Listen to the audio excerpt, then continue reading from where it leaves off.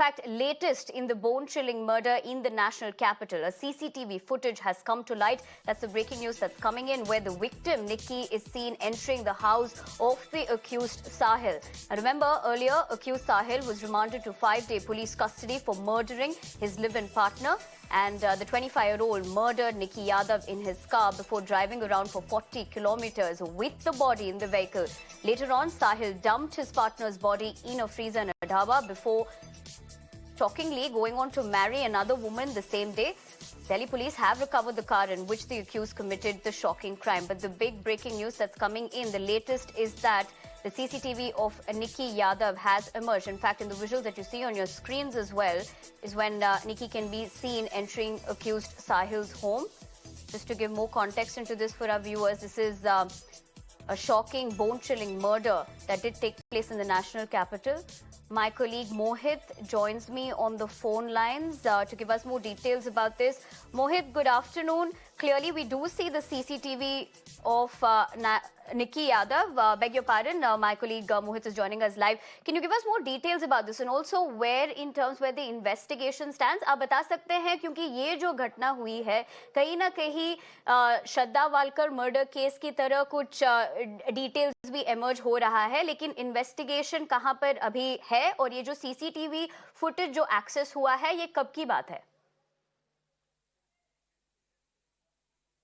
देखिए, जो CCTV footage access हुआ है वो 9 फरवरी की बात है। 9 फरवरी में 2 सीसीटीवी दिखे हैं, जिसमें निक्की जो है वो अपने इस उत्तम नगर के परमपुरी के जो फ्लैट में रहती थी, वहां से छत की ओर जाती हुई नजर आई है। और दूसरी जो सीसीटीवी फुटेज है उसमें शाम के वक्त की जब निक्की जो इस गेट से बाहर निकलती हुई नजर आ रही है। और उसी रात को जो साहिल है वो निक्की को यहाँ से पिक करता है और यहाँ से वो मित्राओं गांव की तरफ ले जाता है, और बीच में कश्मीरी गेट के पास आके उसकी डाटा केबल से मर्डर कर देता है। मर्डर गाड़ी के अंदर ही किया था। वो गाड़ी को पुलिस ने रिकवर किया है। उस गाड़ी को पुलिस ने इस वक्त जो है वो बाबा हरिदास नगर थाने में खड़ा किया है। वहां पे फॉरेंसिक की जांच उस गाड़ी की जा रही है।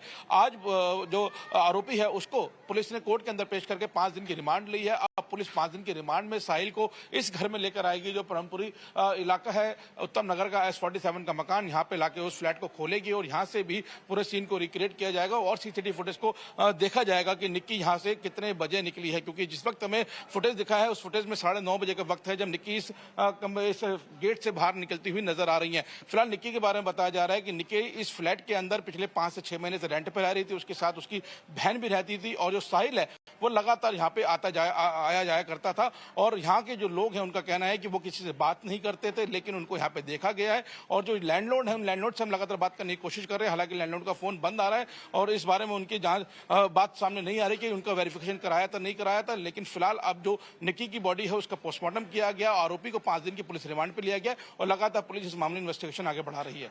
जी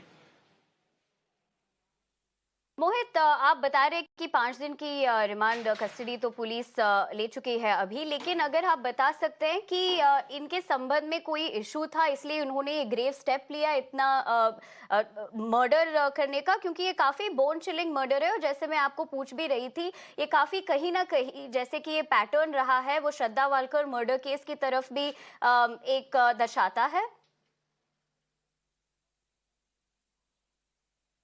बिल्कुल। देखिए, अगर साहिल की बात करें तो साहिल की शादी कहीं और फिक्स हो चुकी थी, इसके बारे में निक्की को पता था। और 9 फरवरी का दिन वो था जब साहिल की एंगेजमेंट हुई थी, और साहिल अपने एंगेजमेंट करने के बाद शाम के वक्त इस फ्लैट में आया, यहाँ से निक्की को ले जा रहा था। और 10 तारीख को निक्की की शादी, साहिल की शादी होनी थी। तो निक्की लगातार उस पर दबाव बना रही थी कि या तो अपनी शादी तोड़े या वो दिल्ली से बाहर कहीं उसके साथ चला जाए। वो दोनों घर से भागने का प्लान कर रहे थे, लेकिन साहिल के ऊपर उसके घर की तरफ से लगातार प्रेशर बढ़ रहा था। लगातार उसको घर वापस आने के लिए बोल रहे थे, लेकिन निक्की उसको जाने नहीं दे रही थी। और साहिल ने यही पुलिस को बताया कि इसी दौरान उन दोनों की इसी बात को लेकर झगड़ा हुआ है, और कश्मीरी गेट के पास गाड़ी के अंदर जो डाटा केबल होती है उस डाटा केबल से गला घोट के उसने निक्की की हत्या की है। जी।